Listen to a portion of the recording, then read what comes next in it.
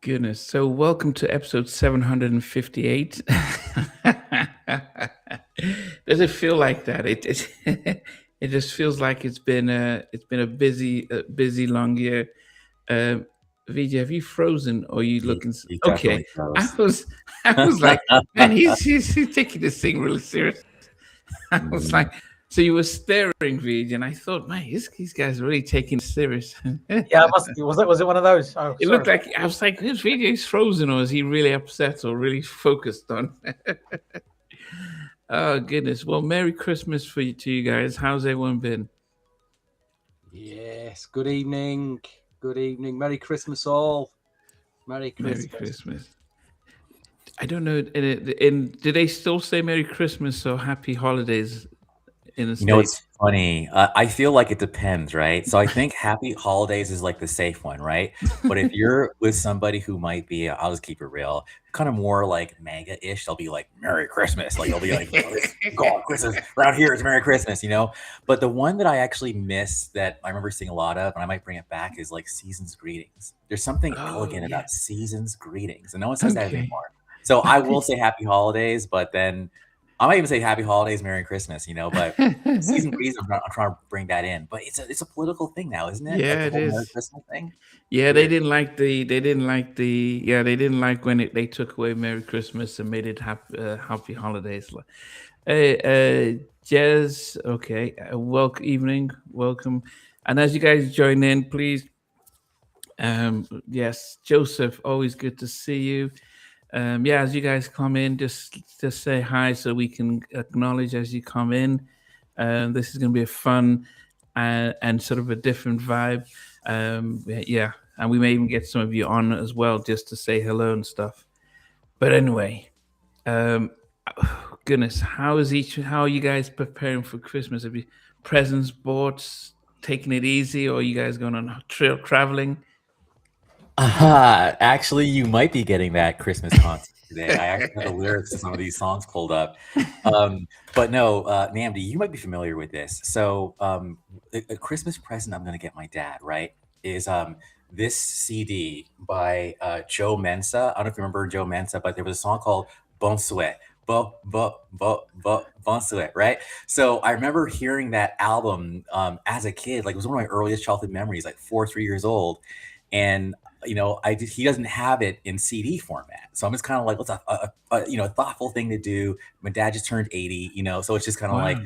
let me give you this early childhood memory, so you can play it in your car because, man, it's just, and apparently he's a Ajay, like it's very much like if you're West African, you probably know this. If you're West African and Mm. Gen X, you know this. So, and it was so hard to find. I'm sorry. You can tell I'm happy. So anyway, No. as far as like Christmas, yeah, I'm absolutely ready to give love on Christmas Day. Hey, well, that is great, especially for that 80th, man. That's a blessing. Yeah, it That's a is. blessing. Colin Mills, we haven't seen you in a while. I thought you'd be up in Dubai performing. Ryan King, greetings to you. Welcome. What about you, Stevie? How you preparing for the Yes, Christmas? to all you New Jack Swing mandingos out there, get ready to do your Christmas dance wearing your skin tight pants. Yay! Yes! Somebody's had a little bit too many knocks this morning, this That evening. magical week, Christmas Day, Boxing Day. Fill yourself up with a turkey, the sausages, the beef, however you're celebrating. Yes, I'm excited. I'm excited. Okay. How about you, VJ? Me, I've got so from tonight after this podcast, I'm going to be at my mum's for a few days until Christmas Eve. Wow. And I need to come back. I need to help get some Christmas bits and pieces. Lots of Christmas shopping, food shopping needs to be done on Christmas Eve. Oh, Christmas Eve. We've got some of the stuff, but I think it's nice. When you go at just when the shop about an hour and a half before the shops are about to close, Okay. you get some great bargains, man. And Wow. I love a good bargain. So that is the plan. So Okay. we're going to go to our regular places to get that, and then yeah, that's about it, man. Wow. For Christmas. Yes. My goodness, yes. Yes, Colin said we should have done the Boyz II Men Classics album, and I think what we elected to do, because we were really going to do our best Christmas albums, then we were going to do our top 10 songs, and it just felt like, oh goodness, let's have fun. I mean, so we're going to talk about that album as well as Alexander Neil. We're going to talk about different Christmas albums and songs, and we're going to get you guys on as well. So we're winging it, but we wanted to, it's going to be as fun as it always has been. So not to worry about that. Before we start, I wanted the one news that was vibing yesterday, over the last couple of days, was this announcement that Chris Brown has surpassed Michael Jackson as the highest selling R&B artist, black male artist in the US. That he's got over 160 million streams, while Michael has sold over 158 million albums. And I'm thinking, okay, you cannot compare. It's not even apples to orange. This man sold albums, CDs, vinyls, cassettes. People actually went in, paid money, and bought it. Nowadays, people are just. It's not even during the iTunes where you actually physically download a song, because I'll give you that. But if you're just playing stuff on Spotify, that's nothing. So that you cannot at any time compare the two. Chris has done some great things, and he's constantly, despite all the controversies and things like that, he's still shown he's popular, doing his massive tour. But please, you cannot at any time ever compare somebody buying an album for $12 and somebody just streaming a song. It is so, those kind of records that mean nothing. I was upset, and I just thought, you can't. I don't want to bring Chris down, but you just can't. This can't. Yeah. Anyway, you know what it is like. Sometimes if somebody says something, you need to just let them speak, man. They can say what they want. You know what I mean? It's like, but when we let it affect us, and you think, okay, this person said this is not what I agree with, and you let it consume us, that's not helpful to us. And like, I get it. I'm like you. Like, I see a statistic like that, and I'm like, you cannot make that comparison. Yeah. Michael Jackson did things pre-internet. There's nobody that's done anything like him. Chris Brown is not on Michael Jackson's level. He's an incredible artist. There's no doubt about it. No doubt about Chris Brown's talent. He is a very talented guy. But to say, I mean, even their benchmark, I mean, what do you need to reach platinum status? It's based on streams. I mean, if they're streams. Yeah. And you get people saying that my collection's incredible. I said, oh, so what do you collect? Do you collect CDs or records? Well, no, I've got everything on Spotify. My collection's amazing. I'm like, that's really good. It's not the same, though, is it? No, it's not the same. It's not the same. Yeah. So anyway, yeah, it was. It's a very straight. But that's the thing, is when Billboard and Rolling Stones, they put these things out, it's about trying to destroy his legacy. And trying to say, well, look at, even Chris Brown has surpassed, or Beyonce has done more. And it's like, as I said, I can stream. I think right now, actually, the other thing in the news is that YouTube, led by YouTube Music, Leon Core, who was the former president and CEO of Def Jam, has said that they're no longer going to be submitting their stream data to Billboard, because Billboard seems to preference streams from Spotify over YouTube Music. And so YouTube Music is saying, well, we're not going to show you we're not going to release our data for you to know how many people are listening on YouTube, whether video or whether the songs, and that would impact how accurate Billboard's music charts are. So you can see the politics in there as well. So it's actually saying that actually Billboard status as the trusted source of music charts might be definitely affected by that. Anyway, Ezekiel, good evening. Got let me see that. Got your recordings. KB, welcome. I think I saw Kev the Chef as well. DJ All Day, welcome as well. How you guys all doing? Definitely by Vision. Welcome as well. Yes. Okay. So, anyway, Stevie, what about you? Anything to report this week before we get Uh, into this? I've got my Christmas party special video dropping tomorrow on my channel. It's audaciously titled 10 records, 2 hours, and a measly £20. So you'll see me tomorrow. I won't give away the whole thing, but just tune in 8 p.m. UK time. My Christmas party special tomorrow on you, especially for you lot out there all subscribed. Half an hour of a bit of fun. You'll enjoy that one. So do support my channel. If you're not subscribed, Stevie Street _. Get over there and subscribe, and binge watch all my vinyl search videos, please. I really appreciate it. Definitely. It is fun, and Stevie is being recognized on the streets of Manchester. People, actually, there was a riot because people are realizing he's getting bargains, and they're like, "Hey, get him out of here! He's being banned from shops." I went in one shop yesterday in this town I'd never been to. Went into the shop, and the store owner was there, and I was about to introduce myself. Went, I know who you are, Steve. I was kind of expecting you, and I put this album on the wall here, and I looked, and he's got the new edition, any Heartbreaker album on the wall. God, I didn't know if you got this, Steve, but I was kind of waiting for you to come in. That's lovely. That's so lovely, man. Because I thought he'd come in the new year. You surprised me. Coming now, I was like, yeah. So yeah, Beautiful. Yeah. So I've got all the record shops in the northwest. They're all on kind of watch, waiting for me to pop in. He's a celebrity, yeah. Showcase their record shop. Yeah, guys, be putting stuff in the chats. As you can see in the video, all your chats as this year are going to be showing.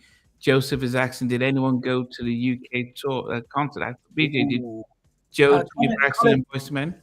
Colin did. Colin Mills did. He's saying he said it was very good. But I know quite a few people that went. Some people that we know. TCO did that show, and as always, they smashed it. They are very, very good at what they do, and it was a great lineup. I mean, it's a precursor to what's coming up with the new edition Toni Braxton, Boyz II Men. So they've done a little mini tour, Toni Braxton and Boyz II Men, in the UK, and I've heard it went very, very well. Toni Braxton's, the first 3 Toni Braxton albums are being reissued on double vinyls in February, so that's something to look forward to. The first 3, nice. They're all getting reissued. So save your money, guys. Save your monies. They're going to be expensive.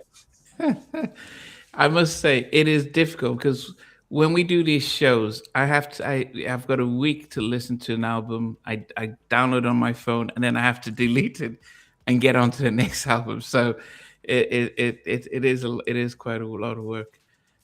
What about you, Andrew? Well, actually, I was gonna, before I even got into my thing, I was gonna ask you, like, what about you? Like, what are you doing to get ready for the holiday season? Yes, for the Christmas season. For the Christmas season. Yeah. So the kids had the list of what they wanted, so everything's already boxed up and ready. So no need to go shopping. But probably like VJ, I may do a scavenger hunt on the 26th. On the 23rd, 24th. Yes, but it's an amazing time to rest. I've had 2 3.5-hour interviews. One with Howard Hewitt last week, and then with Dawn. And so they took a lot out of me just because of, I think, starting at 10 o'clock at night and then finishing around 1 or 2 in the morning. So physically and mentally exhausted, especially those long ones. Howard was great. Yes. And they're still looking forward to the new year with after the break, other new stuff and new interviews and stuff. But yes, it is rest for me. It is rest. Yes. And I have a feeling you need it, man. Like, you seem like you've been burning the candle at both ends for quite a while. So it's nice to hear that you'll be chilling and doing lots of nothing. Yes, definitely. I think I will. Well, I'm in work tomorrow. I've got a clinic tomorrow, and a new patient to see. But from Wednesday, I will be off and on to the 5th. So that would just be a nice time to rest and relax. Amen. Yes. Yeah, we need a Bobby Brown interview 2060. I do That want would to be get dope. a new edition would be great, and Jimmy Jam would also be another great one. So Head would those, And explode. Teddy Riley, of course. Throw in Teddy Riley as well, well. Teddy, yeah, he's got his autobiography coming, but I think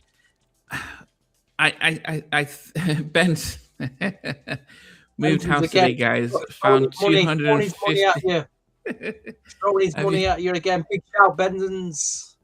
have you seen what he says? He's found 250 New Jack vinyls I forgot about.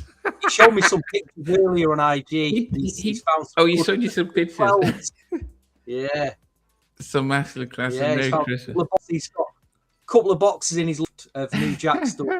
He's very excited. Yeah. Yeah, I would say Chris, yeah, if there was a New Year's list, because I tried with Jimmy when I first started, but I didn't push it when they were coming out with the Jimmy and Terry album. Mhm. So I think 20 next year would be Mm. at another time. I would love to get a member of New Edition. Most likely it would have to be after the tour. And yes, I think Teddy would be. Yes, Teddy's got he's promoting. The hard thing with Teddy is that if I have to do that before Blackstreet, and maybe before, it might be hard because Damien is due to come on live, and those types of anything viral like that would just be a tough one. So yes, it'll be interesting to see how it is. Ezekiel asked me what's been my most enjoyable interview to date. I would say Show Shock from Show Shock and Colin. If most people might not know Jurgen Klopp, he was a former manager of Liverpool. He's German, and so Show Shock is from Denmark, and he speaks. His English is almost like Jurgen Klopp, and he was very animated when he's talking about Clive Davis and Whitney and Bobby, and the day I interviewed him, it was the anniversary of Maxine's death, and so it was a 3.5 hour interview, and he actually said it helped him therapeutically to be distracted from the fact that and he was at home with his son. But I felt like I was talking to Jurgen Klopp. He was so engaged, and so that was definitely, I would say, enjoyable. That would be it. I'll always say Timmy Gatlin's first interview is one of the ones that I was like, I would, if I was going off an Emmy, I would say I'll put that one because that was like, the guy on the picture finally speaks. But from one that I personally just sat and enjoyed talking to somebody, it would have been him. Yes. Lisa Keys. Okay. Yes. Andrew, are you anything fun for you? Well, I think I safely speak for all New Edition fans. I think the NE fans have been eating good. They have been doing so many performances Yeah. on TV with the Rockefeller Center thing. Of course, the tour is coming up, and they're actually doing a lot of songs that they've never done before. Like on The View, they What did you did think about All that I song? Want. Well, on The View, they did All I Want for Christmas Is My Girl, and then they went into Candy Girl, and that song has never been like performed live. And I know, shout out to New Edit 617. She knows who she is. She was like, I love that. That was her favorite song on the Christmas album. And just to Wow. actually hear it live is like amazing. Now all I have to do is I'm coming home. But anyway, shout out to the universe for that. No, but it's really cool to see NE like getting that much high profile like coverage like in the media. Yeah. Like whoever their manager is, if it's BBC, whoever, they're doing a great job. And it's just great to see all six just act as a unit and do their thing. It's great. I think they did. They got Oh goodness, one of the major management companies, not um, I can't remember their names No now. worries. If you think of Okay. the one of the biggest Hollywood Like William Morris or something. like a William I think. Morris, I Yeah. think it was William Morris. So they Or signed with William Endeavor. Morris. Yeah, I think it was William Morris. They signed with them before their first culture tour. Okay. So they started with them. So they got the whole culture tour started. So they've been with them. And as you can start to see, to get booked on The View, the Rockefeller stuff, and to be doing all this stuff, that's, they're putting them in there. So they're getting, I just didn't like, I didn't like that song. I just thought it was like, oh goodness, come on guys. You could, So it's funny you say that because I'm absolutely going to defend that album. But you're right. I remember we were talking about it in our little chat. You're like, man, that song's kind of boring, right? But what's great about it, because like I think you're talking about the one where it's like Happy Holidays to You. So that's like Ronnie and Mike. They get the leads, and I love that on that album. Like Ronnie and Mike get like 2 songs where they're singing lead. It's a very balanced album. And Bobby had just left. Like he only has like 1 lick on Give Love on Christmas Day. And he says something and he's out of the group. But anyway, we're New Edition fans, if you're on the right podcast, because I'm about to show out for Annie on this episode. Okay. So we were going to do our top 10 favorite Christmas songs by R&B. We went from 80 to 9. Well, we didn't even put a time frame on it. But I mean, DJ, do you have an album or song that you wanted to start off with and talk about? See, I feel that Go Dutch Recordings has somehow managed to get into my head, has stolen my thoughts and has shared it. And he was referred to the Alexander O'Neal My Gift to You album from 1988. And that is absolutely my favorite Christmas album. From start to finish, there's not a bad song on there. And you got to remember, Hearsay was recorded in 1987. And Hearsay it's the seminal, it's a classic. It's Alexander O'Neal's best work. It's from start to finish, you can't go wrong with it. And a year later, Jam and Lewis, Alexander O'Neal followed with that album. And it's a continuation of Hearsay, but with a Christmas theme. And it's stunning. It is stunning. There are some brilliant songs on there. And are we doing a list today? Are we doing any kind of a list? If we are, then that one. That's the one. Do you only get one Christmas record in your life? Just go and get this one. Okay. And thankfully, you still see it in all the. I still see this in the record shops on vinyl, especially on vinyl. It's out there. Get it while it's cheap. While it's like £5 or £6, just buy it because it'll disappear eventually. That's the one. That is the one. Yeah. Are we doing a list? Are we going to do a list? I don't have a list. I can talk about mine. So it'd be good. You could always talk about your song. We can always I mean, we are going rogue today. So I'll talk a little bit about my list later. But I will say My Gift to You is a classic album. And if you like Jam and Lewis, then you need to listen to it. And Go Dutch Records. You also you suggested doing an interview with Lisa Keith. Namdi, Stevie, please do an interview with Lisa Keith. I think it's a very good idea. I think you should definitely do that. And Andrew, you brought that up this week. We were talking about it in our WhatsApp group, and we sure did. About My Gift to You. And what did you say about your favorite song off that album? My God. So even though it's a really good album, like one song just for me stood head and shoulders above the rest. And it was absolutely when Lisa Keith goes like, I'm not going to sing her, but it's like, she goes like, do you remember why? Like the way she comes in, the way I described it was like, if a crystal could sing, that would be Lisa Keith's voice. The way, whether it's, on Criticize or that song, she just blesses those tracks. And then I was just thinking like, do you remember on Christmas? I love what Stevie said. Stevie said, it's the best song a New Edition never recorded. I love that song. And I think I played it like on repeat like 10 times. I'm going to embarrass myself, but I never heard that song until literally after like y'all two were like, Andrew, like, how have you not heard this album? I'm like, I don't know. I love Jam and Lewis. What the hell?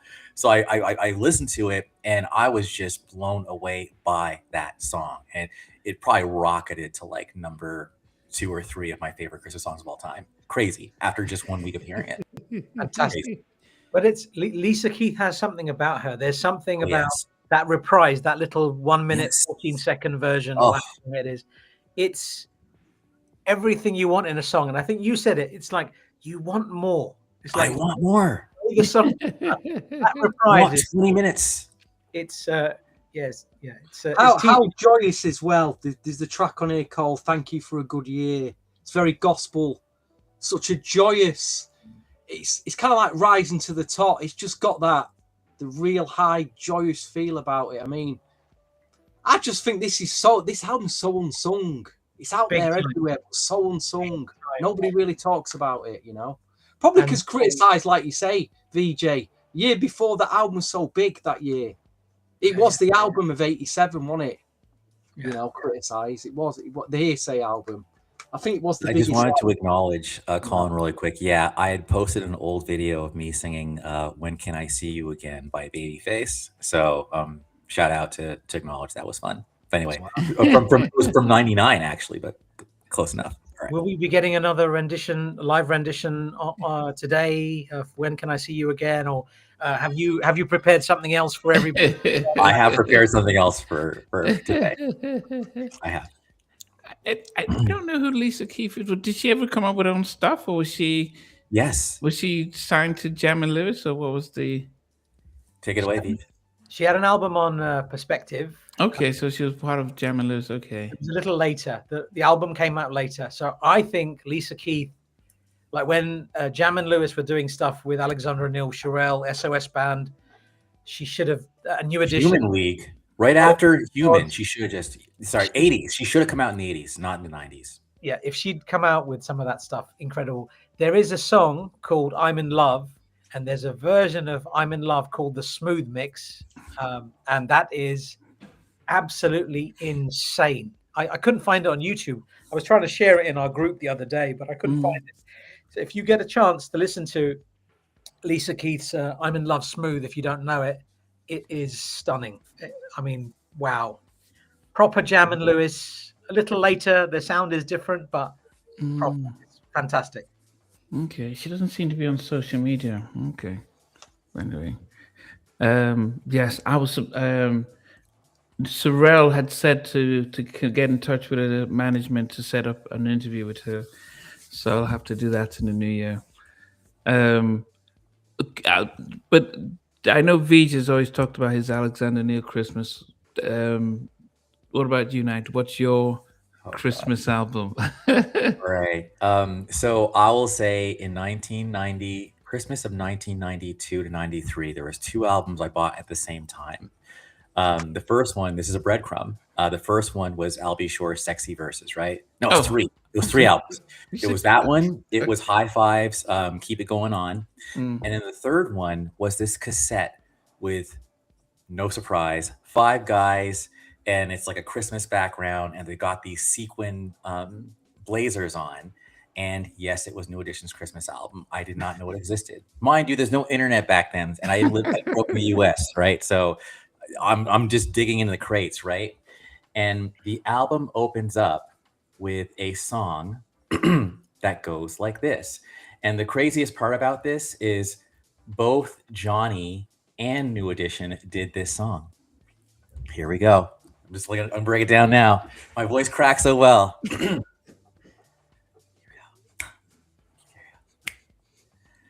People making lists, buying special gifts, taking time to be kind to one and all. It's that time of year when good friends are near, and you wish you could give more than just presents from a store. Why don't you give love on Christmas Day? Even the man who has everything would be so happy if you would give love on Christmas Day. What greater gift is there than love? And I don't do one more thing. give love on Christmas Day. Ronnie, Bobby, Ricky, Mike, Johnny, Ralph, too. Wanna give Andrew something I messed up on the live broadcast, but it's okay. Is there good love? I hate when I have it all planned out and then I just mess it up. Yes. Good, man. Yes. Well done, well done, Yeah, well that was done. good, man. That was good. I've noticed on that on this podcast, your singing each week it gets a little bit better, doesn't it? You know, it's getting better and I better. waited my whole life for that moment, man. Okay. Thank you, guys. No, but the New Edition album is really good. There's other songs on there, and I want to just keep it moving. We can pass it around the group, but I just wanted to get that one out there first. But there's other ones. What about you, Stevie? Well, Christmas I'm feeling all New Editioned out at the moment. All this New Edition. In fact, Matt, talk about New Edition. I found the Dragnet soundtrack yesterday. Oh, yes. Dragnet. Nice. It's got an amazing. I've hardly ever played that record. What a great record that is. But Is I that will Rod mention. Sorry.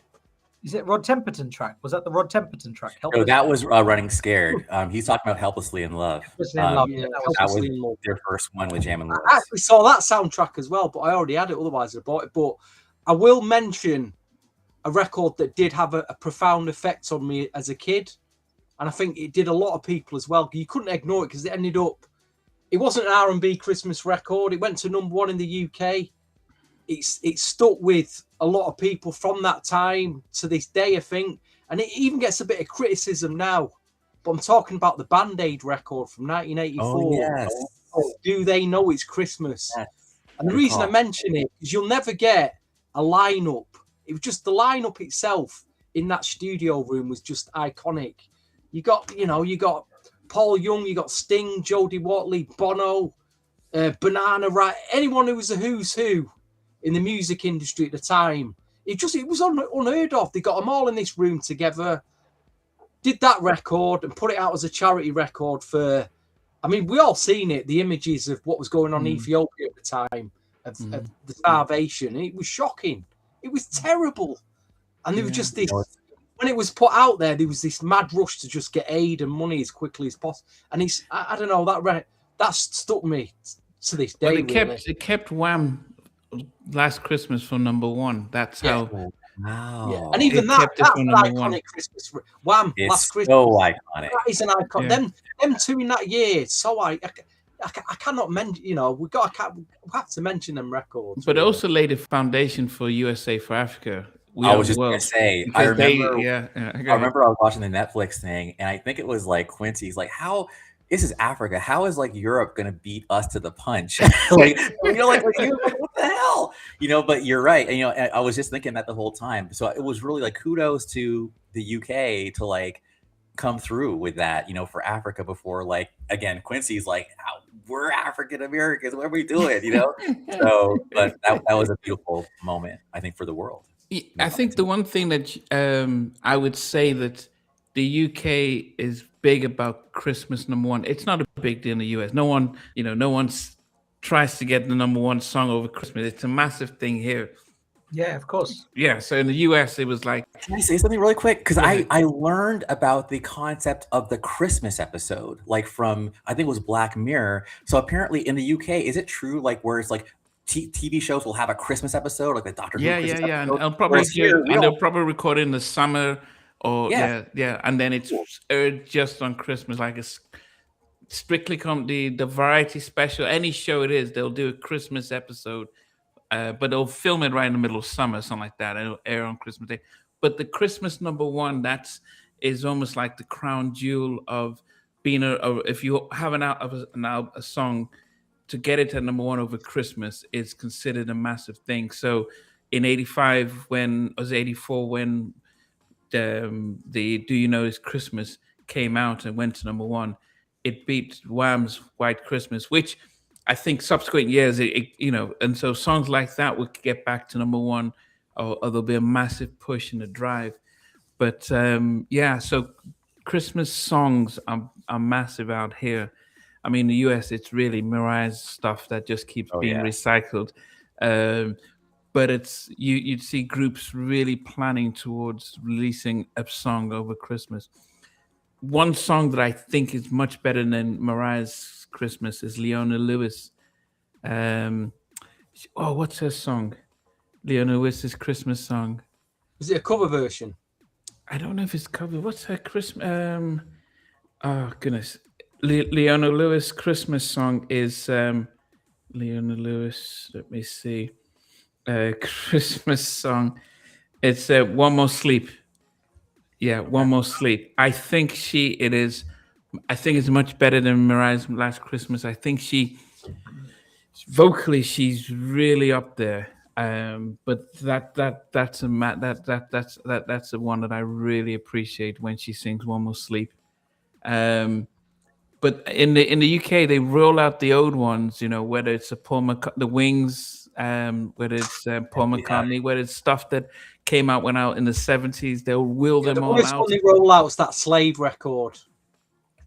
It's the Slave one from the I Wish It Would Be Christmas. Oh my, that needs to just be binned off forever. That I never want to hear that record in my life again.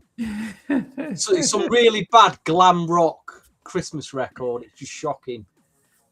Yeah. No, but I think it's DJ, a novelty. That Christmas Soul Train compilation. No, 1997. It's got. You'd really be interested in this. It's got As Yet on it. Simone Hines, Ronald Isley, Rome, Immature, New Edition again. Johnny Gill all doing Christmas record. Brian McKnight, Luther Vandross. I haven't heard of that. Total Commitment, all doing special Christmas 90s Christmas record. I think I've got a Cliff Richard sampler of that 6-track or 8-track sampler on vinyl for that. I'm pretty sure I do. Yeah, it's a nice, good Christmas compilation. That another one to check out. Sorry, Namdi, you were saying something. Sorry. No, go ahead. Go, sir. There's an album called Jermaine Dupri Presents the 12 Soulful Nights of Christmas. I think I remember. That wasn't up with the TLC. That wasn't up with that Right. one. Was she on that one? Were they on that one? Maybe they were. Well, I know the song, but I don't know if it was on the album. Okay. Sleigh Ride was good. And there's another one called what's it called? The Christmas album. It's called the Christmas album in 1999, which had Aaron and Damien Hall did a track called My First Noel. Wow. There's if we do a list, I'll share it later. Yeah. Daryl Pearson version of Silent Night. And for those that don't know Daryl Pearson was part of Swing Mod with Devante, and he was essentially Devante's sidekick. He was the right-hand man. Okay. He's done a fantastic rendition of Silent Night, which I really like. That's on that album, my Christmas album. What did we make of Boyz II Men's A Christmas Interpretation album? Loved it. Like, I actually have Share Love playing in my head right now, and the chorus kind of goes like, Christmas is a time to share. It's just like that album to me is a masterpiece of impeccable performance. And they were still young. Apparently they were recording that album like in 92, like right after like the whole Motown Philly. Yeah, like end of the road era. It was just like, and it was done quickly, Let It Snow is just like, yeah. I've never been in a bad mood when that song comes on. Like, you feel warm and optimistic. And there's just so many like, I think more could have come from that album. You're Not Alone. That song, Stockman wrote that. Damn, okay. I was about to say, like, that probably shouldn't have been a single, but I'm sorry, Stockman. It's a good song, don't be wrong. But there's better songs there, I think, than that one. But yeah. Yeah. I must say that it was, so it came out in 93, so just when they're doing it, so it was such a good, so I have to give it up to Motown and the A&R that says, okay, we've rinsed Cooley High Harmony, we've redone it with End of the Road. Before we start recording 2, let's put out a Christmas album, which for a group that just released the debut album, it is not. You don't do that. You'd normally do, maybe a remix album, but you wait for the 5 albums down before you do a Christmas, because that's almost like a veteran move.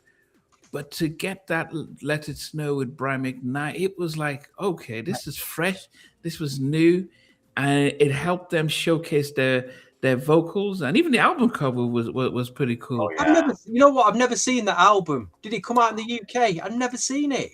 I've never even heard it apart from Let It Snow. No way. Oh, Yeah, see, I need to get. I'll have to get a copy. I've never seen that album anywhere. Oh, so good. Oh, okay. Yeah. I mean, yeah, Brian McKnight and Boyz II Men in that year sounds like such a magical combination. You just know it's going to be good. Yeah. Yeah, Let It Snow. It's on. Actually, Let It Snow's on this compilation. Okay. So we did include it with Brian McKnight on here. So that's the only one I know. And it's not the best song on it. It feels like that's probably it was the best one, but it was played the most. But there are actually some other good ones, because it wasn't.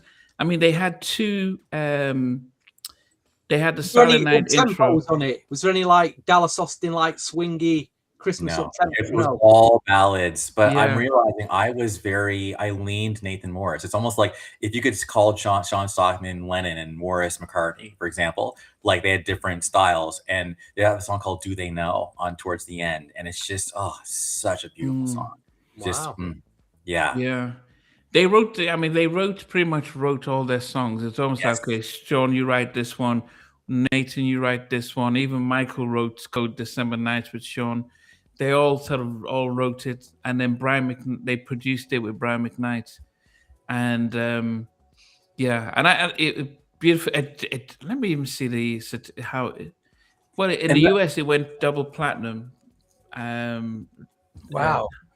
It went double platinum. It was a beautiful album. I mean, and it wasn't a covers album, apart from Silent Night. I was just about to mention. So the only kind of Night, awkward moment for me personally is like the album starts like it's a little interlude, and then Silent Night's the last song, right? So like they start, so like I think like one of them goes Silent Night, other one Holy Night, and then I think Nathan Wani goes All Is Calm, and all of a sudden Faith goes All Is Bright. This is kind of like what? But then they come in together round and a whole harmony, and then the rest of the song is great. So that was the only kind of weird part.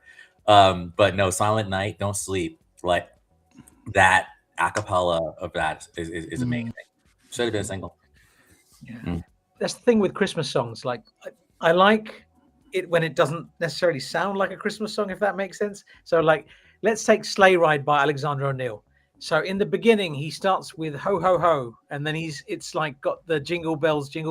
And then it comes with the hard Jam and Lewis, intense, criticized type vibe. This is what I'm talking about.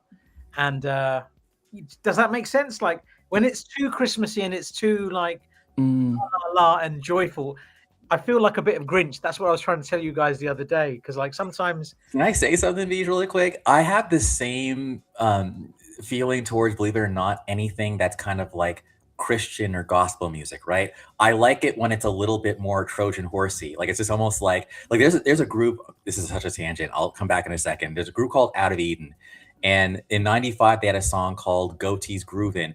And you would think it's total, right? But it's like, no, it's actually like straight up Christian. So I know what you mean when it's not too on the nose, but it still kind of gets the message across. So that's that. Someone mentioned the Jackson 5 Christmas. Heck yeah, Santa's coming to town, Rudolph, and they do give love on Christmas Day as well. So I just wanted to like acknowledge that. And then one more before I shut the hell up is I just had to give love to Donny Hathaway's This Christmas. I don't know if that's a big song in the UK, but it certainly is in the US. So that's a standard, I would say. Yeah, no, they do play that. Daryl Simmons from LA, LA and Babyface, but he came out with a Christmas album 2 years ago, and he was first going to get Johnny Gill and Shania, all these people that he's worked with in the past to record it.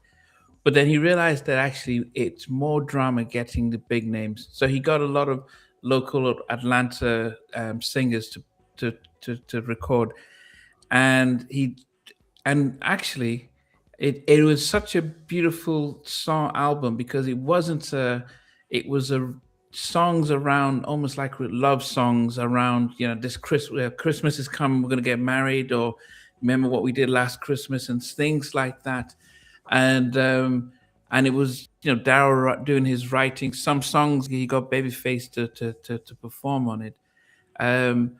But yes, it is hard to really get really good classic Christmas albums that you would think, okay, I can play this not just around Christmas, but I can play this from October onwards. Are there any other ones that you can think of, albums? Any other? Sorry, Any other Christmas albums that have? One from a couple of ends of the spectrum. This is Sharon Jones and the Dap Kings. It's a very funky James Brown style Christmas album. It's a very good listen. This come out a few years ago, and I've got this rather embarrassing one. We've all got those embarrassing records. We've got the old Justin Bieber, Under the Mistletoe. With old Justin. I don't know how I ended up with it, but it's it's got some good tracks on this. You know exactly how you ended up with that. Old Justin Bieber there. I mean, I'm sure P Diddy's got his Christmas album. Oh no! All right, with a bit of the old baby oil as well. You know what I mean? So. Live Life 95 iffy, or Live Life 95y. Anyway, you made my year. You know who Out of Eden is? That is so dope. You have no idea. So thank you for that. One. Number two, this is where I should stop like self-deprecating myself. But that said, so Namdi, your question about albums you can just play, right? So the summer of 2020, it was 2020. Summer of 2020, I listened to Christmas Interpretation starting in like summertime. It was crazy, right? Wow. Right? But then fast forward, right? The Christmas before that, I was shopping last minute. It was Christmas Eve. I was in Target, I think. And I heard this song on the speaker, and I'm like, who is this? It's a Christmas song. I hear like a tenor saxophone playing, or maybe it was soprano saxophone. And I'm like, I hear these voices, and they sound Boyz II Men-ish, right? But I recognize one of the lead singers. And I was like, oh no, is that Justin? As in Timberlake? So anyway, there's a song called All I Want for You is All I Want Is You this Christmas. And I listened to it, and it's actually good. And then I actually listened to the whole NSYNC Christmas album. I know what you guys are thinking. I know what you're thinking, but let me tell you, just give it a listen. You'd be surprised. They were really in their R&B bag. I mean, they were trying to sound like, but not even trying. They pulled it off. So I would say, here are the ones I would say. Listen to the first track. Listen to All I Want Is You this Christmas. And they actually have a really, really good a cappella version of Oh Holy Night. Like, oh Holy Night, the stars are brightly shining. But then towards the end, like JC comes in, he's just like, he's blowing. He's actually blowing. I know. It sounds you're saying this. Everyone still, I Want It That Way, Backstreet Boys. So NSYNC we were more soulful. Yeah, we're still it's funny because we did make fun of them when they came, but actually after a while they grew on us. We appreciated their music. There's no one. Hot 95, Hot 97. Reposted the remake of the Backstreet Boys I Want It That Way video. Oh wow, that they've recreated. So it's like everybody they were cool with them, and we were cool with Bye Bye Bye and the whole stuff. At first, yeah. So no, we knew they could sing, and Justin is he crossed over afterwards. So they were, and I think there were two separate bands, and I think among. I can't generalize, but some of us had our preferences. Like, I was more of an NSYNC guy because I thought Backstreet Boys were a little too poppy, and I thought NSYNC were, they got Teddy and Tim, they got everyone to do remixes. So I actually rocked with NSYNC, and then later on I appreciated Backstreet Boys when they did that. I Want It That Way, One last thing I'll say is I was just Sean Stockman on his podcast interviewed AJ McLean from Backstreet Backstreet Boys. Boys, yeah. And it was funny how on one hand I actually almost felt like AJ was trying to like establish cred, but then he actually was like, "You remember that song, Your Love is a 187?" Like AJ said that. It was just kind of funny because he was talking about how we looked up, which is actually it's really cool. He was like, "We looked up to you," and I believe it. Like Backstreet looked up to Boyz II Men. They were like, "We want to be like you guys." But he would also talk about all the other acts that were around. Like, so he knows his stuff. I think of the Whitehead Brothers. He actually said Whitehead Brothers. I was like, all right, okay, all right. You get that for that. Yeah. Go ahead, Reed. I was going to say, firstly, hi to Justin. I haven't seen you and heard your name in a minute, but I do think about you. So nice to see you on here. And Kev the chef as well. I was going to say, it's nice with these podcasts because we're all trying to share information as well. We're a family. So I want to say, thank you to Kelly VIP because you've just shared something about 10 minutes ago. Just wanted to say, I never knew that the Winans and R. Kelly did a Christmas song together. That to me, I cannot wait to listen to it. Whatever it is, I need to listen to that. I did not even know that. I mean, some of the best music that the Winans have done is with R. Kelly, other than some of the other stuff they did with Michael J. Powell and Teddy Riley. Teddy Riley stuff, obviously incredible. And Dayu Duwole, you said something about a Dean Phil Christmas track. I wondered if that Dean Phil Christmas track was done by Albie Shaw or Carl West because I didn't know that either. And I think I'm not into Christmas music so much, so I'm learning a lot as well. And Joaquin, you said Mint Condition did a song called Lonely Christmas. I love Mint Condition, and I didn't know they had a song called Lonely Christmas. So that's 3 songs. So thank you to you guys for sharing. I didn't know about it. Yeah. I mean, yeah, okay. Santa Steve, your knowledge is next level. Colin, yes, I sing I Want It That Way and All I Have to Give by Backstreet Boys. You know, you definitely can't knock them because they had full force doing production. So, even everyone, tell me you guys didn't rock Britney Spears at the same time. I mean, I'll admit the only one I liked was it was only 2 songs. It was Lucky. That was later on. Like, anyways, Britney. I mean, no. Was it Christiana? Played for You. That was cool. But yeah. But no. But I was just gonna say, is this going to be one of those kind of like crowd participation podcasts? Because I feel like, I know Colin sings too. Not to call you out, Colin, because but I know you've been like supporting me, but I know you sing like professionally, right? Yeah, so, he does. Like, come on here, man. Like, if you want, if that's the program, and just rock with us for a little bit, if that's allowed or whatever. But yeah. So I'm actually going to because we tend to do that at the end of the year.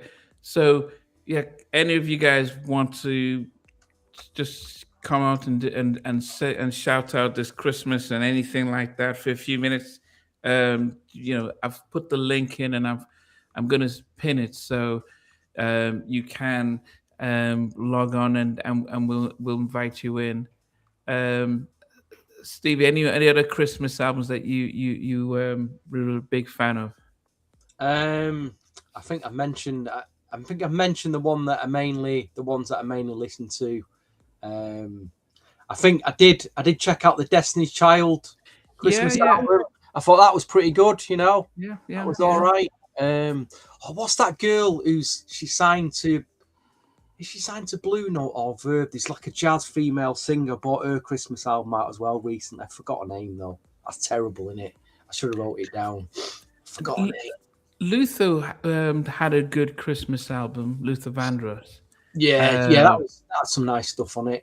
Yeah, I remember getting that one. I think he's just one singer whose vocals that I just it's almost like butter when he sings. It just feels like it's like Luther sings and then everyone else joins in. It's just yes. So anything he does sing is just on another level.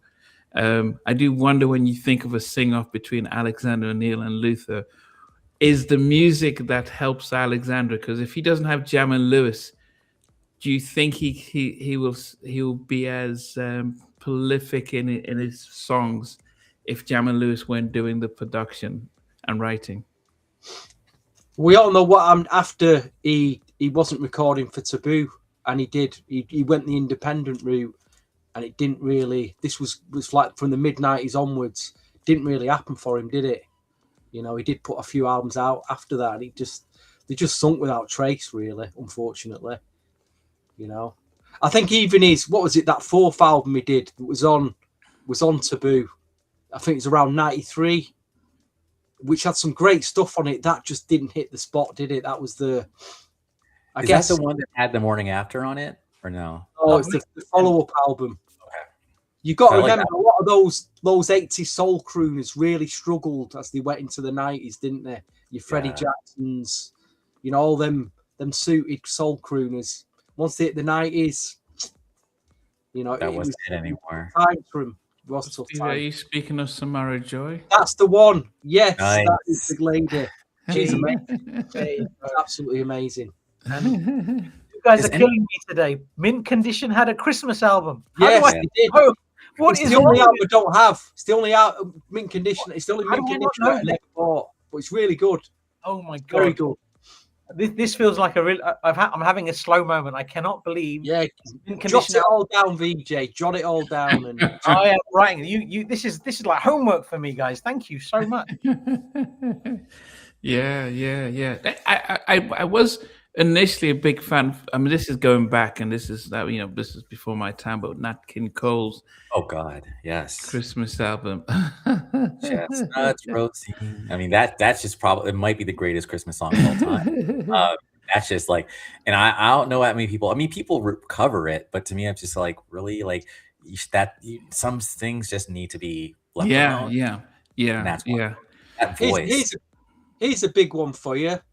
You remember that Next record, Too Close, that come out in the late 90s? Mm-hmm. Where did they get that from? That came from a Christmas record, didn't it? Christmas rap. Curtis Blow. Yeah. Let's go back. Listen to Curtis Blow Christmas rapping. Okay.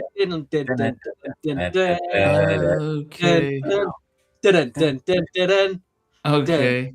That's Curtis Blow, that, and he's doing probably one of the best Christmas rap records you'll ever hear. That. Well, that of course, and of course, Christmas in Hollis. I mean, come on. Yeah. I mean, that song is like all over Die Hard. So yeah, that song will live forever too. Anyway, also real quick, do you guys remember Silent Night by En Vogue? Remember that one? Yeah, Silent Night. It was like a New Jackie one. It was more dancey. It wasn't even a cover of Silent Night. Very good record. Yeah, that's a good one. Oh, was that a Christmas album by En Vogue? Or? No, it was literally on their the remix EP. It was like 6 tracks.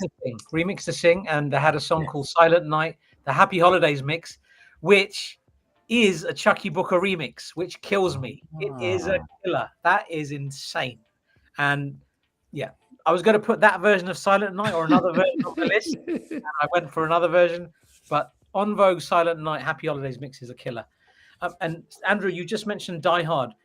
Seeing as we've got everybody on the podcast, and if anybody in the chat wants to answer this question as well, is Die Hard a Christmas movie? What is it? I think Bruce Willis in. Yeah. Is it a Christmas movie? Kinda, yeah. Yeah, it's like a Christmas song, which just sings about love during Christmas. It was, there was a Christmas office party. It was set around Christmas. I mean, you didn't need it. Do you want Santa Claus and elves to make it a Christmas movie? Right. Christmas in Hollis was in there, right? When he's listening in there, it was 100%. driver, all that. So yeah. It's a Christmas movie. Yeah, it is. It was set. If anything set around that's focused around Christmas, plus it was all the themes were definitely around Christmas. Is Gremlins a Christmas movie? Yes, Yeah, right. The Yeah. first one. Mhm. Yeah. Isn't that crazy? Like, yeah, it's we kind of missed that. I think now Christmas movies are more like sap movies, like call it the whole like romance movies. Like we need to bring back like movies that happen to happen around Christmas that were actually just like dope and not just like a Hallmark movie. You know what I mean? Yeah. Yeah. Yeah. Okay. Yeah. It's okay. Colin, Go ahead. Colin's not sure if it's a Christmas movie. Yeah, no, I think that you might think of people think about Elf or All right. yeah, as Christmas movies, or Home Alone. But then what about Home Alone? Why is Home Alone a Christmas movie? You know, there was no Father Christmas in there. It was, so what? There was no. What's the difference between Home Alone and Die Hard? Yeah, the theme is there. I mean, there's a lot more Christmas carols and things like that in Home Alone. But then Die Hard, when he killed the bad guy, he did write "ho ho ho" on that. Now I have a gun. Exactly. He pulled out in the elevator floor, and he's not there, and it says "ho ho ho." So yeah, that's Christmas. Yeah. Any highlights of this year, guys? I mean, if, and I know we're talking about Christmas, but thinking back at thinking back of this past year, as any highlights of whether it's a concert? I mean, you guys you guys went to New Jersey to see the Uptown That was Def Jam and Bells. Untouchables thing. But any other things that you would say would make some of your highlights for 2025, and even some of the episodes of the album that we reviewed and stuff. Anything? I've got quite a few. I've had a, for a change, I had a good year. I've had a really good year and it started in March for me, where my good friend New Jack Neal invited me down to the H-Town gig with Little G of Silk, and I said to him, mate, you're taking me all the way down to London for 4 hours of ballads. How can you do that to me? 4 hours of ballads. I thought I'd be sleeping all the way through the gig, but no, after a few cheers and beers, and a doctor, and the old Dr. Legs, you know what I mean? The old eggs, the old Dr. Legs. I was very happy, you know what I mean? And then we went to a New Jack in Birmingham in April. That was in April. New Jack in April. And shortly after that, I met up with this guy here, VJ, who'd not seen for many, many years. We had a little lunch in Manchester, and we plotted this trip to New York, which I couldn't quite believe we actually pulled off. It was on a Tuesday afternoon in an office in Manchester in work, thinking, I'm on a plane tomorrow to New York. Is this really happening? Next thing you know, it was like the Doctor Who TARDIS had transported me from work on the Tuesday afternoon into Midtown Manhattan the following day, and I'm like, what is going on? And then by the following Wednesday, I'm back in work going, did all that just happen?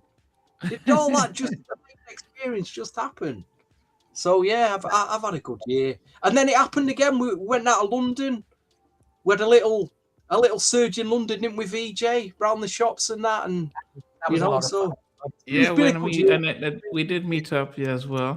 Yeah. We all met up together. It's just a lot of highlights this year. A lot of highlights. Benton said for him was Stevie Wonder live in Manchester. VJ, weren't you supposed to go to that, or did you go?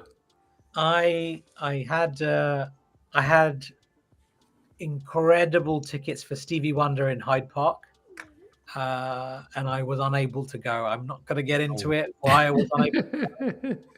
That is one of my lower points of the year, having those specific tickets and not being able to go to see Stevie Wonder. But I had loads of highlights. I mean, Ezekiel and Colin, they're mocking my football team, and every right to do that right now. But and out. Also happened this year. We won the Europa League. I was at a parade with 200,000 Spurs fans, and it was incredible. And I've never been to a parade for Spurs in my life, and that was a really great day. I loved it so much. Going to New York, meeting up with you guys, meeting you, Namdi, in Greenwich was lovely. Great. Yes. The concert in New York was very special. I thought that was a very special experience, and all the bits around that. I've done a fair bit of traveling this year, so that's been good. I've bought more music, which is always brings the joy to my face and my life. Yeah, lots of things, lots of nice things, some nice shows. What else? Yeah, it's been a good year. It's been a good year, mostly. Well, I guess I'll continue. I was about to jump back in, but now it's just I just got to do this with this background, and I'll reboot it. I think for me, the biggest highlight for me naturally is I got engaged. I left the world of singlehood and I got engaged to someone that I've known. Actually, I went to senior prom with her back in 1994. You know, we hadn't seen each other in 30 years. Neither of us got married. Neither of us had kids, so we still look, I think, pretty good. And we're gonna get married next year. So this year we got engaged. And she says hi to you guys, by the way. She made it a point to tell me to tell you to say hello. But beyond that, I mean, just yes, getting together with thanks, Colin. Getting together with you fellas for the first time since 2006 in person, all three of us, nuts. And there's just so many other things, but I would say those are my top two, bar none. So it's been a good year. And that was that you mentioned the three of us. I think there was a moment in New York, right, where, and it's and Nnamdi is meeting you, Stevie, you said something about this being our first Christmas. We were all connected last Christmas, but I think this feels like our first Christmas because I feel like I'm really getting to know you, Nnamdi, and reconnecting all the way we have. It's been beautiful. But there was a moment in New York where, Stevie, you insisted that we go to the Statue of Liberty, and it ended up being such a beautiful thing. And that there's a picture of the three of us, and you got the Statue of Liberty in the background, very touristy, but there was so much joy in that moment. And that's the moment I wanted. We got it. We got it. You know what I mean? So beautiful. It's an iconic moment. Yeah. Iconic moment. Yeah. You It's know great. what I mean? What about you, Nnamdi? How would you sum up your year? Oh goodness. Yeah, I mean it's oh wow, Andrew just disappeared. Yeah, no, it was a busy year for me because he came and he went and he will come back again. Yes, busy year, changing jobs, having to, because my wife's has been out of the country since February, so having to work and parent for the past 11 months has been a challenge. But in the midst of that, it has been it's been fun. And I think also I try to step back from doing too many interviews, but then that meant doing a lot of the podcasting, which I prefer, because this is the only time I do have a voice. So when we're reviewing an album and talking about it, I can have a voice. When I'm interviewing, a guest could tell me that they invented hip hop, and I would just say, "Wow, okay." I don't debate. I don't say you're crazy. No, that's not. It's because that's not my place. I let the viewers say things like that. So yes. What about all them Brandy fans you upset recently now? Your 6 out of 10 review. Yeah, a full moon. But also, I think my biggest thing was I after more than 20 years, I went to the States to see my my two brothers, my in Oregon, in Portland. That was in March, and we spent 2 weeks. And so hopefully this coming summer we can go. I'll go back to LA. I haven't been to LA since I left. So and do stuff like that. So yes. But yeah, it's been and I was, believe it or not, and people won't believe it, but this time last year I was ready to retire from halftime chat. I was ready. I was like, yeah, I was I think I was ready just to give it all up, and I just was chilled about it. Like, okay, it's been a nice run, 5 years. And then I just got a different wind in the new year that just says, "Come on, just you can go again." But because because it was quite a lot to be able to do this. But then I think, and one of the biggest things I would say that has really happened is that I've had to learn over the past years or two not to feel pressure when you have, it used to be Tank, it used to be Questlove, and I'm like, okay, sometimes we're getting the same guest, but I'm like, well, he's on the Tonight Show, and he's from the Roots, and he can just call Mariah Carey up and says, "Come on the show," and I'm like, damn, how am I competing with that? And that was pressure. And then when R&B Money came out, I'm like, they were the same kind of guests were coming on, and I'm like, well, these are.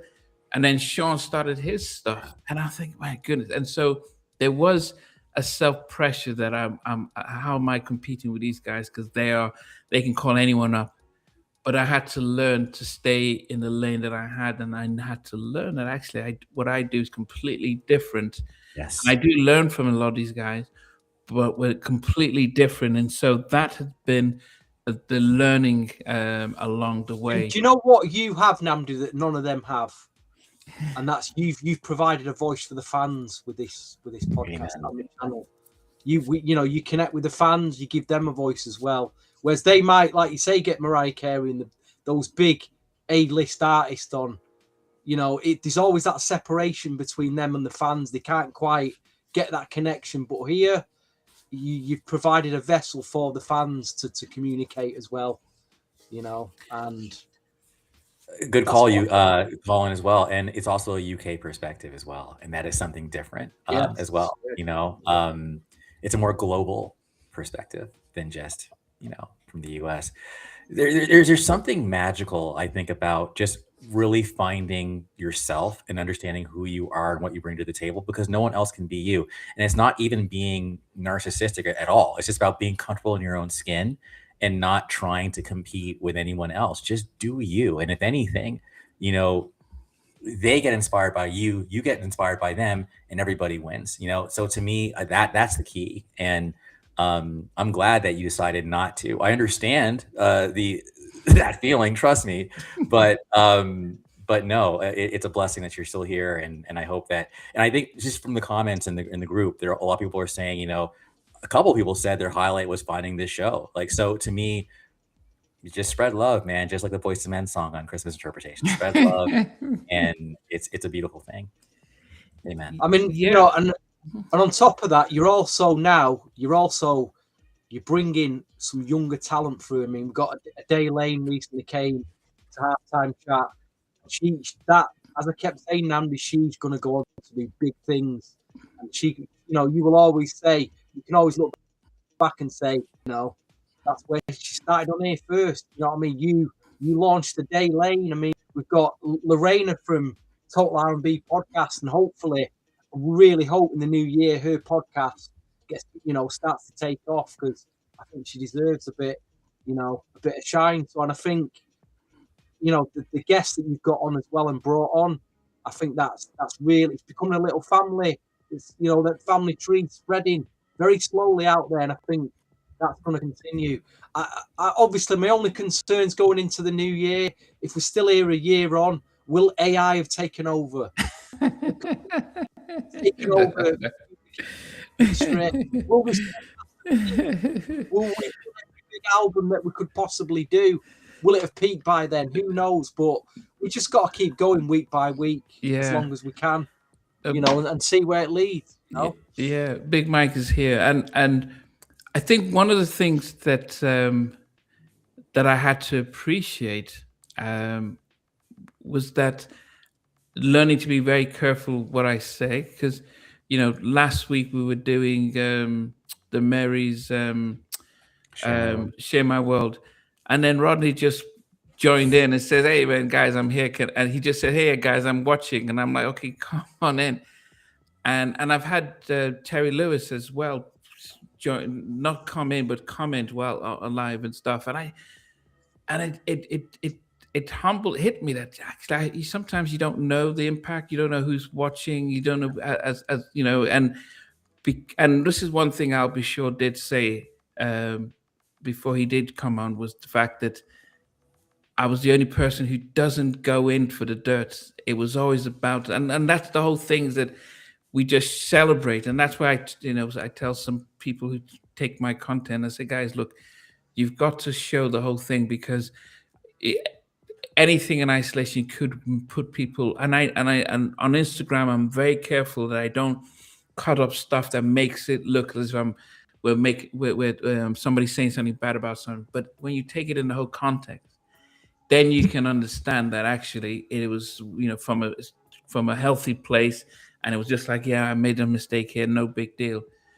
So that is something that I just always want to continue doing, is just continue spreading, being positive, and making this place a place where we can celebrate every type of artist and stuff. And the thing with what you do, Namdi, is you go into quite a lot of detail, and it's like there's some people that you've interviewed that may not have got as much love in recent years as they used to get. So you are giving them love. You're showing them that they are valued, and that is massive, man. And you do it in such a endearing way. And you shouldn't stop unless you need to stop. As long as Stevie said, do this as long as you can, and yeah, you've got to do this. You should do this as long as you can. You're very good, man. Yeah. Okay. So we shift subjects now. So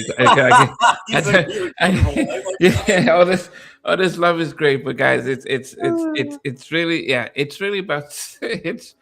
I think, as I said, from the fact that we're doing this podcast, from the fact that people come on and talk about their lives, but the thing I enjoy is the fact that we are. The person, this is a G. Yeah, everyone will probably know that there's only one person that I don't give any love to, and this is the only person that I Gene Griffith, that I'm like, yeah, he's the only person. If anyone hasn't watched Jacked, oh goodness, you'd feel the same way I do once you listen to the excellent produced docuseries Jacked.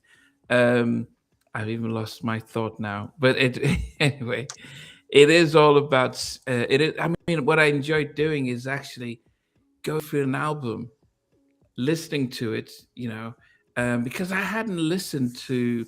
Sometimes I don't listen to some of these albums in a long time, and then you just listen to them, and it's like, okay, I didn't really hear this song. Like I hadn't really listened to Full Moon before, really, one or two songs, or Aaliyah's One in a Million. So it's like you listen to them, and it's like, or even Pebbles. Oh yeah. I only heard a few of her songs. And so all of a sudden, when we had to prepare for the episode and then go back and listen, it's like, wow, what did I miss? And so I'm appreciating the catalog. Yeah. We've all discovered some gems that we just didn't check out back then. That's been a great experience as well, I think. Yeah. Can I say something strange? Like the list I've done for this particular podcast, Pebbles is in this list somehow. I'll explain it. If I get to read this list out, you'll hear why Pebbles is on my list somehow. So she gets it. She's been quite involved in a lot of things, man. She's a very talented artist. Yeah, I think that's. I mean, we'll get your list very soon, and I think that's the one person that I'm hopeful that, because even Darnell Jones, when I just look back at his interview, and he said that he auditioned for Pebbles and L.A. Reid, and they both appreciated him, and he got signed. Tony Rich, Tim and Bob. So there's a lot of people who talk about Pebbles from behind the scenes that, but she gets known for TLC, and that seems to have tainted her legacy and stuff like that. Yes. Colin said he had to listen to Share My World again and Christopher Williams' album because of you. Christopher Williams, what are you guys thinking about Christopher Williams' comeback? He's almost as if he's just come out of the ashes and he's mainstream now. Well, he's working with some great producers, some great writers. So I think that's a great start. And the music that I've heard so far, it seems promising. So yeah, looking forward to it, because he certainly has the voice. He's always had the voice. That's never, ever, ever been in question. So to have him back again, it's great. Looking forward to it, genuinely. What about Blackstreet and their new label deal? Are you hopeful for some good music from them in 2026? Okay. Golden. The thing is, with them, it's like, I think it's hard because Blackstreet is the voices and it's the production by Teddy Riley. Now, if Teddy Riley is not producing it, it takes away from the project. So there's a sentimental thing about, it's like Janet. Is it Janet without Jim and Terry doing anything, or would we see? Is it it's like that, or? I do think it's like that, or like Miss, like Timberland without Missy. Yeah, exactly. Yeah, that Missy was what I was trying to Timberland, think of. Exactly. Yes, I agree. Yeah.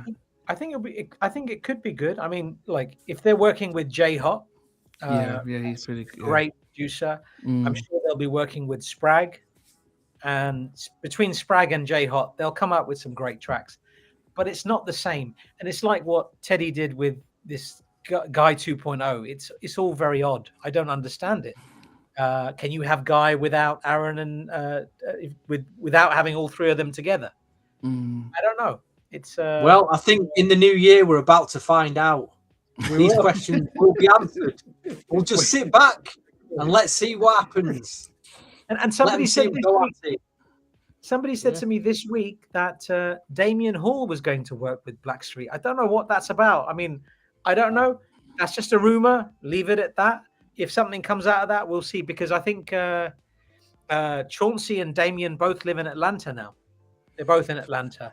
Yeah, So who knows? Well, Chauncey was signed to Damien back in the day. Yes, yeah, he was. Of course. Yeah, he was signed to. But I think it could be a case of going on tour, maybe doing some shows together, maybe doing some, because he maybe doing some stuff together. I think there's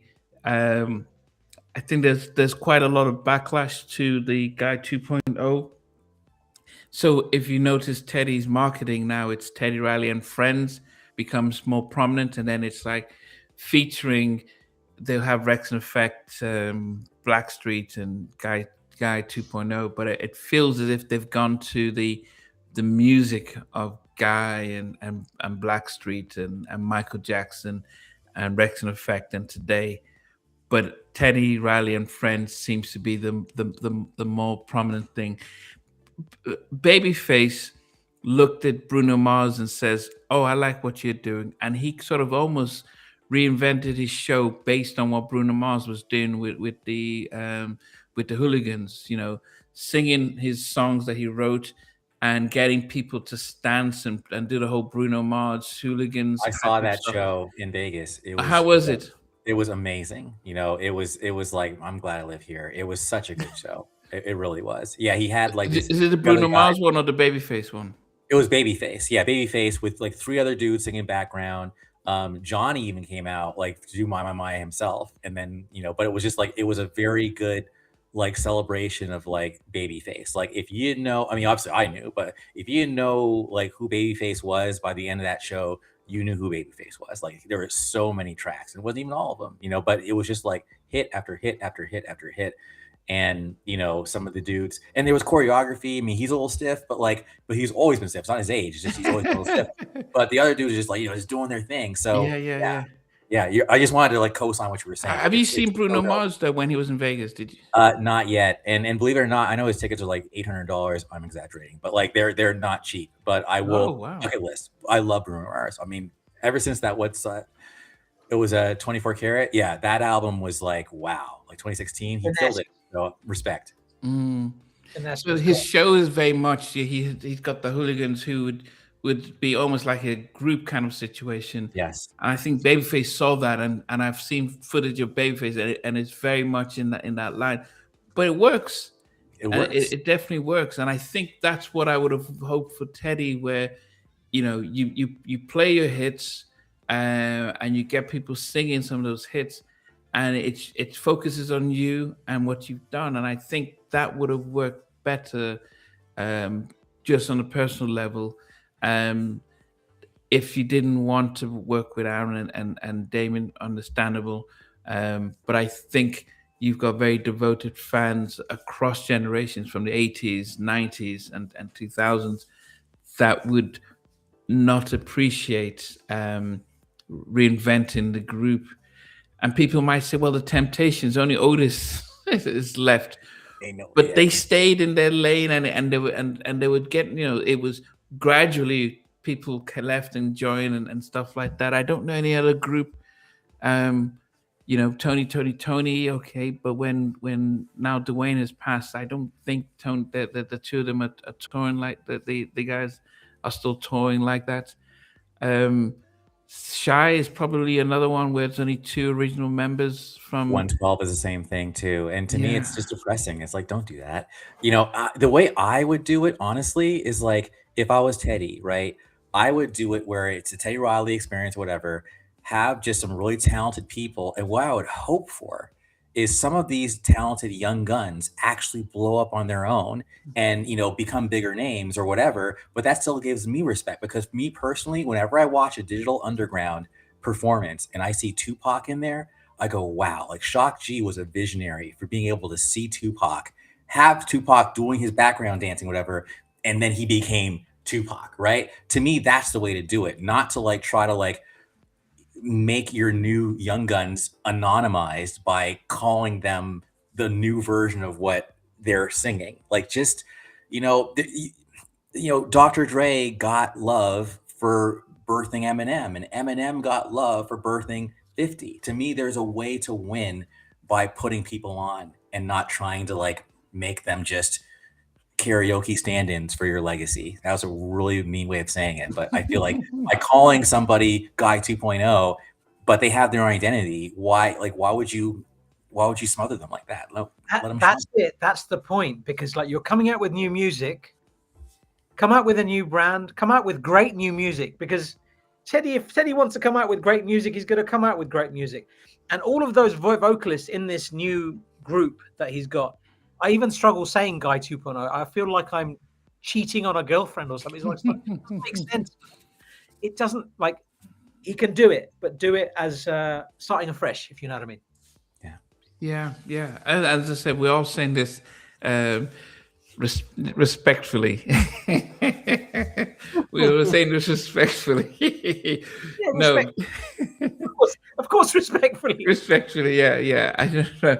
Yeah, because I think it's I think it hits hardcore fans really hard. Just thinking, we and I always never wanted Teddy to be part of a group. I always thought he should have done what Babyface was doing, or even Jimmy Terry. Just be your own, let it feature other people, and grow your brand bigger that way. So we'll wait to see. He's promoting his autobiography. I think it's in February, so he'll be pressed on that, and he's doing some tour dates. We'll see how that's going to go. No, the Boyz Mind tour did not come to the UK. Andrew, did you watch it? The Boyz Mind tour. I went into. It's okay. No.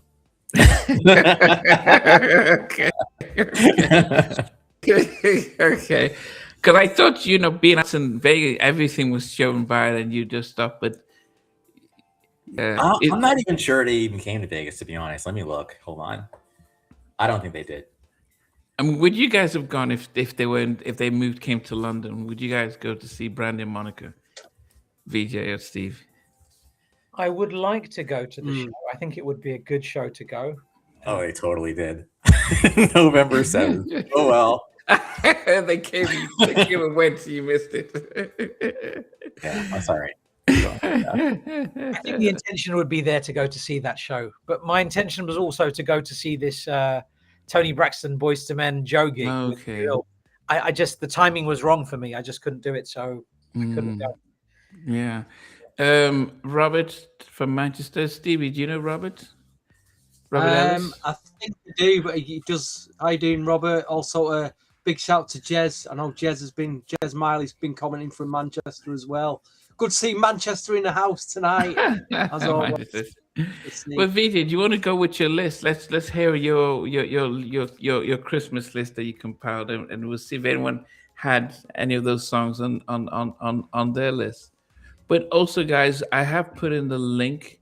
It's pinned up there. I'll do it again. Colin and you guys, if you do want to come on in to say a quick hello. But Vijay, go ahead.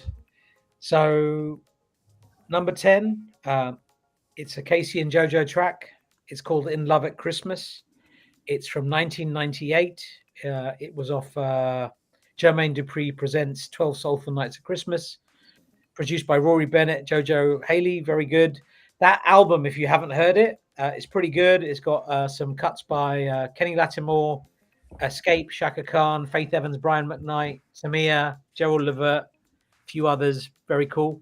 Number 9, I put Freddie Jackson, Christmas Forever, Paul Lawrence production.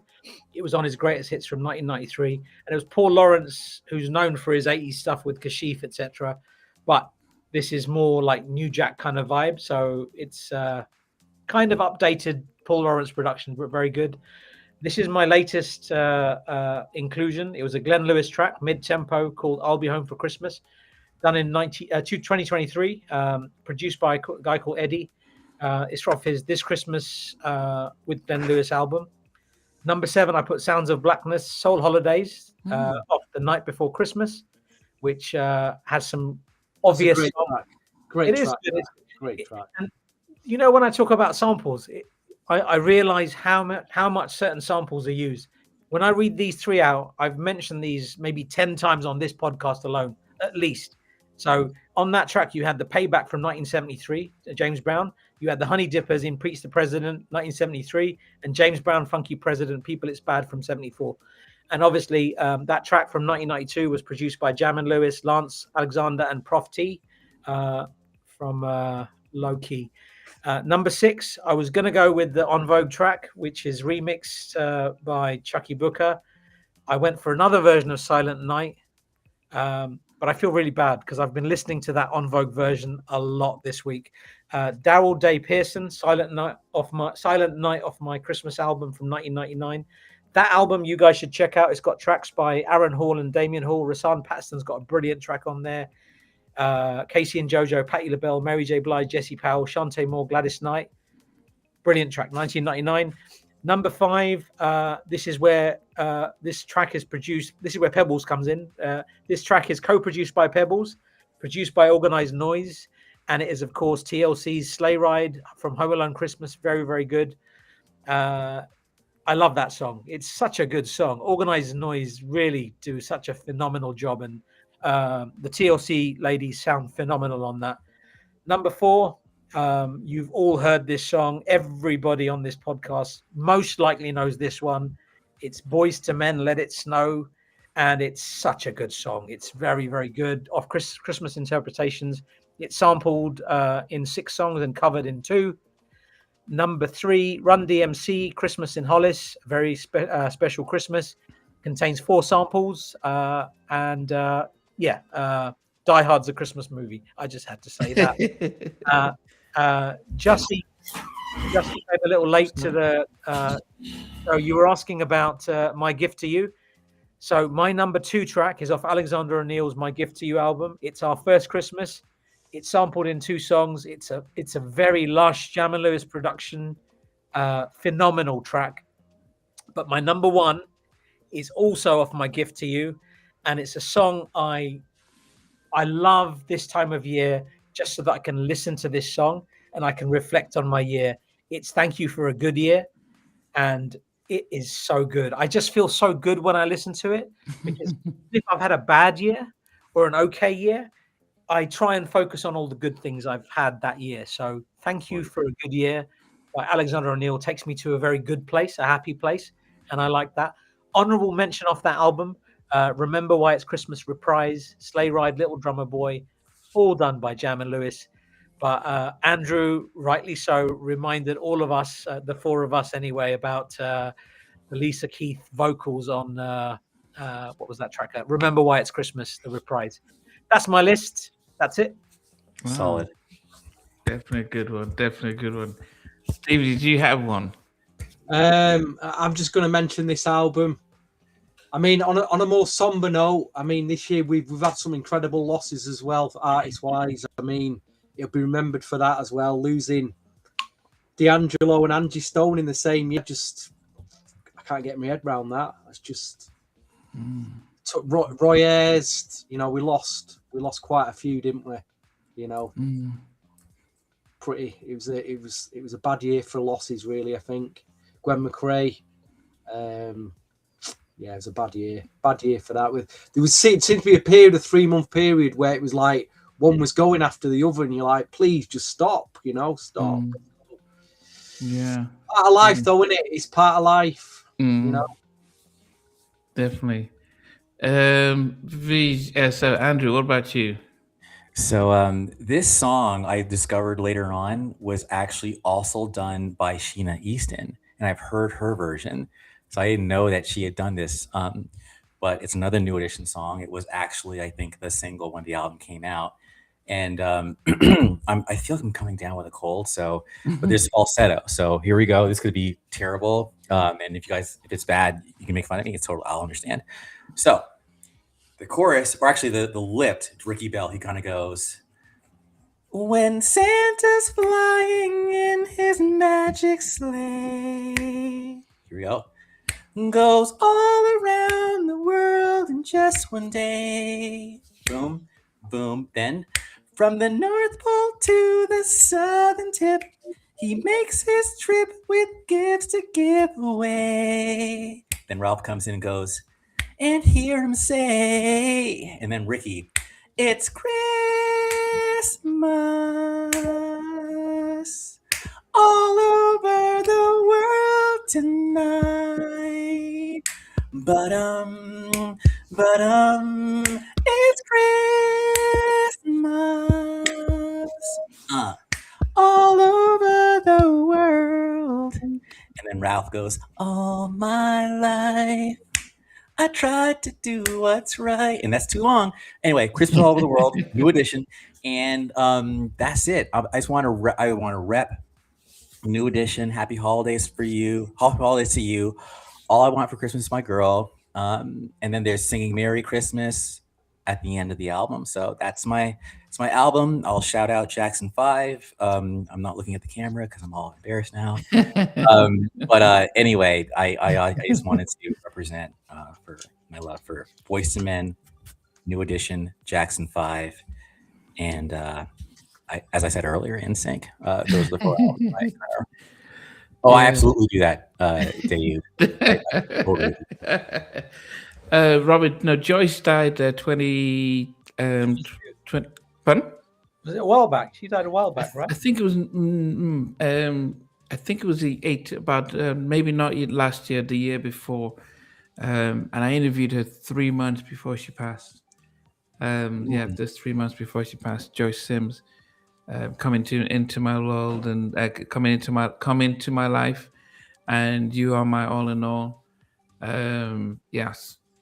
So it's just all that talent and stuff. But as I said, like you guys, I would say that it is good to see. I don't understand why New Edition have not been inducted into the Rock and Roll Hall of Fame. It's good to see that they've been given love. If you think about how bad it was when they had to sign with Bad Boy, and that's them at the lowest when they did that Home Again album, and they should have just been gone on to another level, and it just crumbled, and they had to sign with Bad Boy. He put out half the great songs didn't make the list at the album, and rubbish ones did come out. It was just it was such a bad move.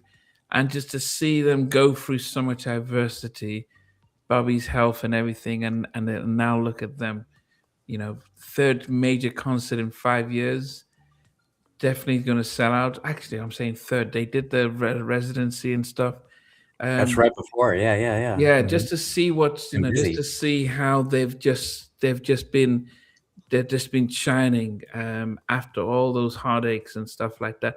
I remember when I moved to LA in '99, and being up in a Century Club and seeing Ricky Bell just hanging around, just trying to talk, just on his own. He was going through his drug problems, and just when you don't have a deal, you don't have anything. And I'm like, oh, that guy was that guy from New Edition. It was almost like I ain't gonna talk to him. I was like, because he was, it was 3 years. It was just about 3 years after they'd done their Home Again stuff, and the tours didn't finish, and they must have thought this is it, nothing.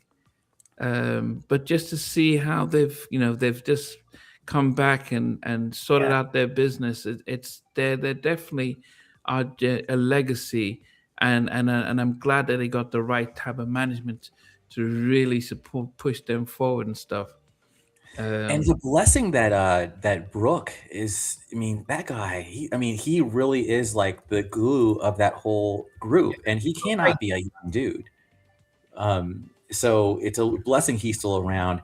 And somebody asked, Joseph, Jose, right? Sorry, Jose Perry. No, it's Joseph. Sorry, Joseph, yeah. Perry had asked Johnny Gill versus Annie E's "Give Love on Christmas Day," and I like to think I'm an objective person. So even though I personally listen to the New Edition one, like, come on, like, there's just no competition. I mean, Johnny killed it. So, it's JG all day. I mean, come on. But I still prefer New Edition. But no, JG, he killed it. It's almost not even fair. And he did that at the same age. Like, I think he did that like 85, 86 too, I think. So it's crazy that he came in with that voice, that grown man voice, while there's like, people me, and he's like, I can't do Johnny. But you know what I'm saying? Like, he just came in like that. That's just crazy, man. Goodness. Question, Are you going to see them next month? Man, I would say probably, as in, like, because I'll probably see them twice. It's crazy, but I've seen them twice when they're on tour. Like, I saw them in New York and then Detroit for New Edit 617. Shout out again. Saw them, I think, no, actually, I only saw them in Miami once when Beach was in town. But I'll probably see them twice again when we in Vegas, and then if we make it happen as a group, Namdi, it'd be so if you could come too. Yes, please. Namdi's got to come, man. We're going to drag his ass out there Yeah, that'd be amazing. I mean, it would be interesting just to be able to see them at this mature level and stuff. I don't know. I saw the Home Again tour with Bobby at his craziest and stuff like that. So jealous.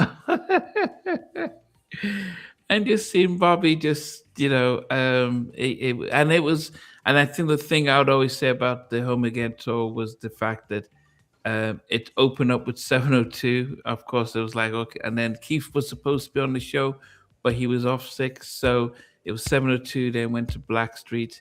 And that was like my main group to see Teddy live and see them. And, and then when New Edition comes out, I'm like, why do they even need any opening acts? I mean, they could have just done it. You've got three groups, no, was this four?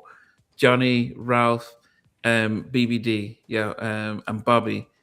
And then they come do their stuff. They do the pre-Johnny stuff. Then they do the individual stuff, and then they do the Home Again stuff. And it was just like electric. And this was luckily I caught Bobby before he went Bobby missed some of the shows. But yeah, that was just an awesome time. But the fact that they're still doing it now, it's just amazing. I wonder if Bobby didn't have any health issues, if he could have kept up with Ronnie and Ralph. Dancing wise and performance wise. Bobby was incredible, though, man. As a dancer back in the day, that boy was incredible. Yeah, he was a very talented dancer. Talented showman. Period. I mean, when you even watch the Home Again tour, that's why I'm jealous. Like, I didn't see that one, but like he's electric on that stage. And when that one copy of the concert where they do "I'm Still in Love with You." I'm sorry, Steve. I know we're new editioning it out, so I'm gonna reel it in a second. But like that one when they do "I'm Still in Love" and Bobby fills in for Ricky. So you're seeing Bobby and Ralph do that song. I wish it was in higher resolution because you could just tell Bobby is doing his showmanship just on a ballad. Like he can make anything unboring. That was Bobby's gift. Yeah, definitely. In 2026, we are opening it up with I'll Be Sure's Sexy Verses album. That would be our first edition of the New Jack Swing podcast in 2026. Hopefully, I can get I'll Be Sure to give us his top 10 songs off of that album. Because that would definitely be one too. Because it was a good call, and then we will probably start doing some other stuff in 2026 as well. But I would say that it has been. I still remember when Steve got in touch and said, "Hey, VJ and Andrew from NGS3, it would be cool if we all can connect and do show." And I think it was you had your whole crew coming on because there was lots of reminiscing about how the forum started and how things have been, and to see how it has blossomed where we are, looking at albums and really celebrating the music in a different way.